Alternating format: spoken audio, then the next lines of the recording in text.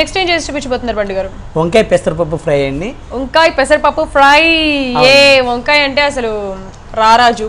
అవునండి. ఎస్, మరి దాంతో ఎన్ని డిఫరెంట్ డిషెస్ చేసినా సరే ఆ టేస్ట్ చాలా చాలా బాగుంటుంది.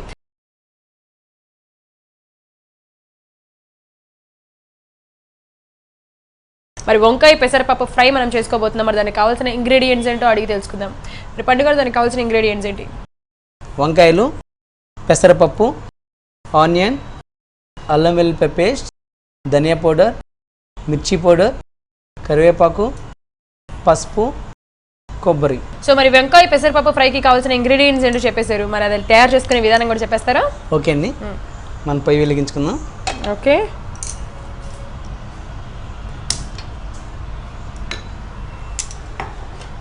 ఓకే. దీనిలో మనం కొద్దిగా ఆయిల్ వేసేసుకుందాం. సో వంకాయ బాగుంటుంది. వంకాయ టమాటా చేసుకుంటారు, ఉత్తగా వంకాయ చేసుకుంటారు, గుత్త వంకాయ చేసుకుంటారు, వంకాయ ఉల్లిపాయ, అసలు ఇలా బోలెడన్ని. కాకపోతే ఇలా పప్పులతో అంటే డిఫరెంట్గా ఇలా టైప్లో చాలా మంది చేస్తూ ఉంటాం కాబట్టి పచ్చనిపప్పే కాకుండా మనం ఇంకా పెసరపప్పు కానీ ఇంకా మనకి దీనిలో వేరే మనకి ఇట్లా తరగా దేంతోనైనా మనకి కాంబినేషన్లో చేసుకుంటే చాలా బాగుంటుంది. Yeah yeah yeah yeah yeah so ఏ కాంబినేషన్లో అయినా సరే బాగుంటుంది వంకాయ పెసరపప్పు. సో యా మన వంకాయలు కూడా మనం ఆల్రెడీ ఇచ్చిన పొడుగు పీసెస్గా కట్ చేసుకొని పెట్టుకున్నారు. ఇందులో అయితే ఇదే సైజులో కట్ చేసుకోవాలా, కొంచెం చిన్న పీసెస్గా కూడా కట్ చేసుకోవచ్చా?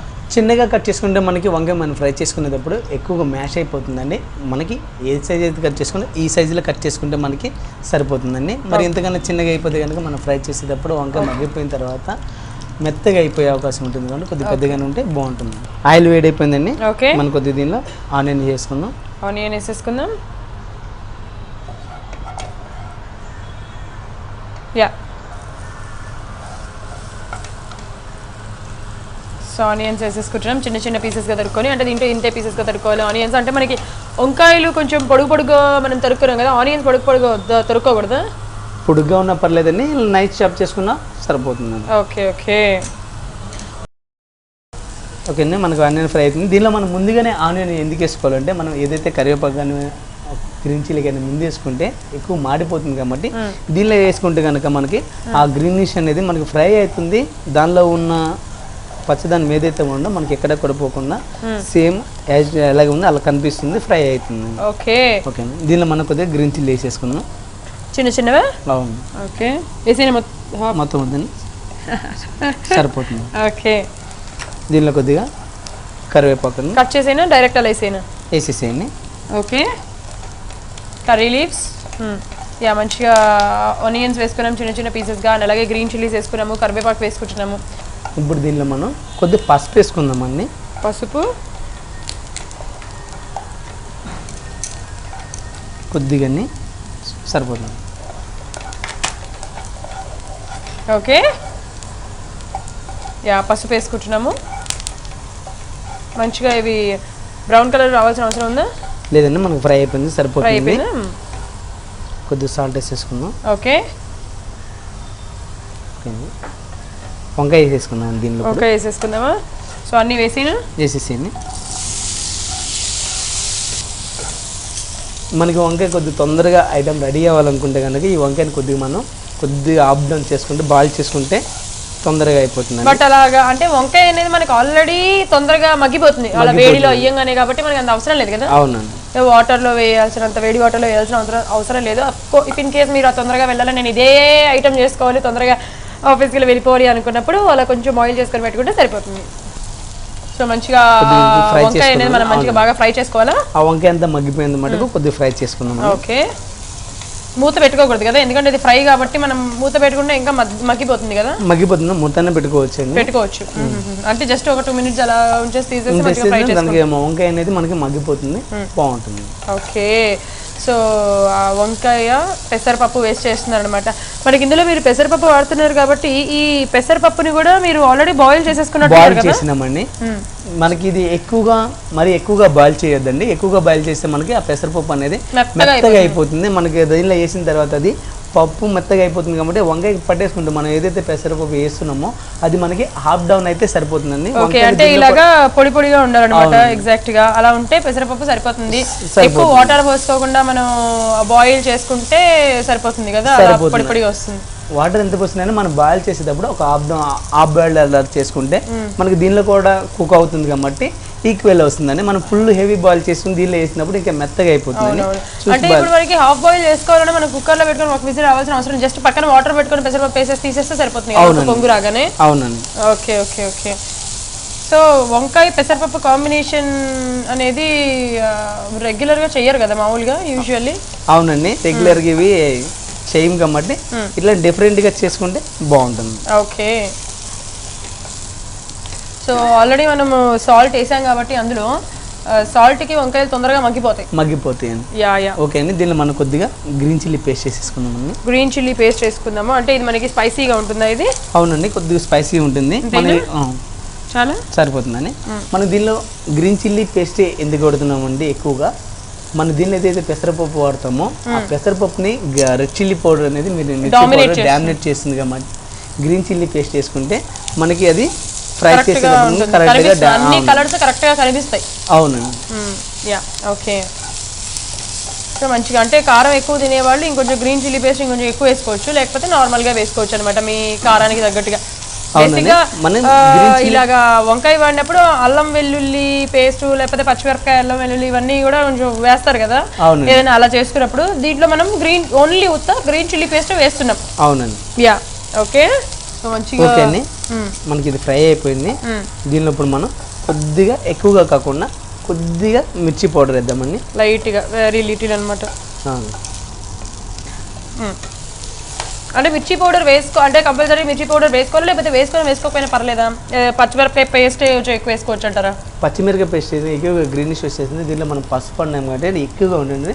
దాన్ని కొద్దిగా మాడిఫై చేయడానికి మనం ఏదైతే కారపొడి వాడుతున్నామో కలర్ వైజ్ అయినా టేస్ట్ వైజ్ కూడా చాలా బాగుంటుంది. ఓన్లీ గ్రీన్ చిల్లీ పేస్ట్ కాకుండా కొద్ది మిర్చి పౌడర్ కూడా వేసుకుంటే బాగుంటుంది.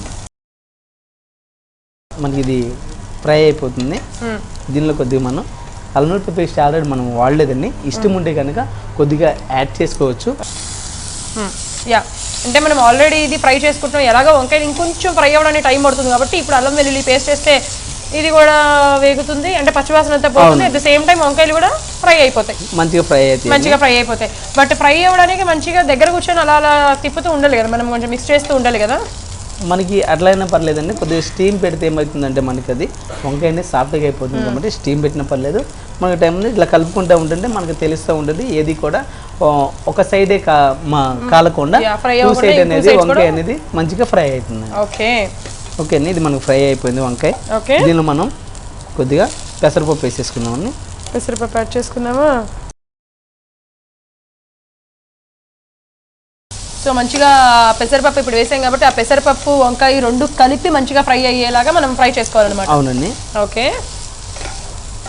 యా, మీరు అన్నట్టుగా మనము పెసరపప్పుని ఎక్కువ బాయిల్ చేయకుండా హాఫ్ బాయిల్ చేసామనుకో మంచిగా ఇలా పెసరపప్పు కూడా పొడి పొడిగా తెలుస్తుంది. అట్ ద సేమ్ టైం వంకాయలు వాటికి డిఫరెంట్ గా ఉండాలి, తెలుస్తాయి అన్నమాట.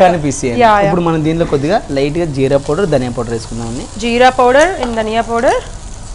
ఓకే, చాలా సరిపోతుందండి. అండ్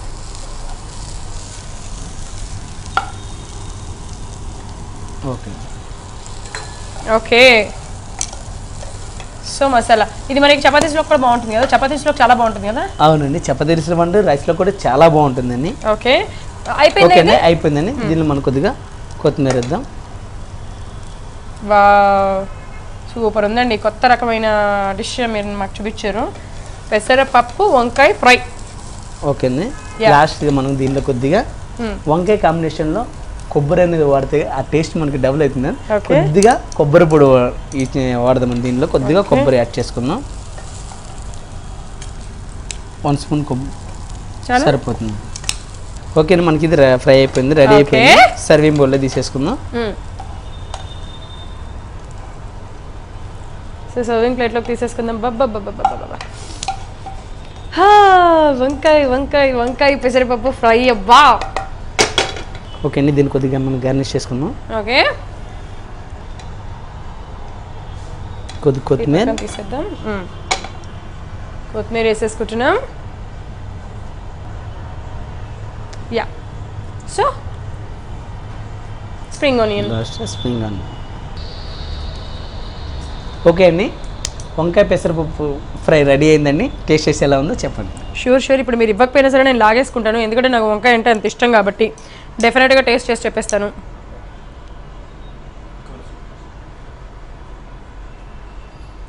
ఒక వంకాయ, మంచి వంకాయ ఇలా తీసుకుందాము.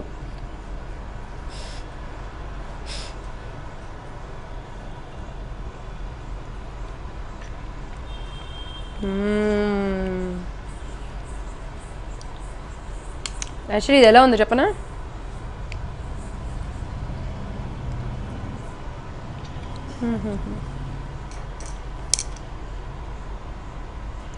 ఇలా నాకు ఇలా కూర్చొని ప్లేట్ మొత్తం తినేయాలని ఉంది, అంత బాగుంది. అంటే స్పైస్ తగులుతుంది చూడడానికి, ఏమన్నా స్పైస్ లేకుండా, స్పైసీనెస్ లేకుండా అంటే నార్మల్గా ఉందేమో అని అనుకుంటారు. మంచి స్పైసీగా ఉంది, టేస్టీగా ఉంది, అదిరిపోయింది. వాట్ ఏ టేస్ట్ అనిపించేసింది. తప్పకుండా మీరు కూడా ట్రై చేసేయండి. ఓకే ఫ్యాన్స్, మీ అందరికీ ఈ డిష్. పండు గారు సూపర్, అదర కొట్టేశారు, బ్రహ్మాండం. Thank you so much. Thank you.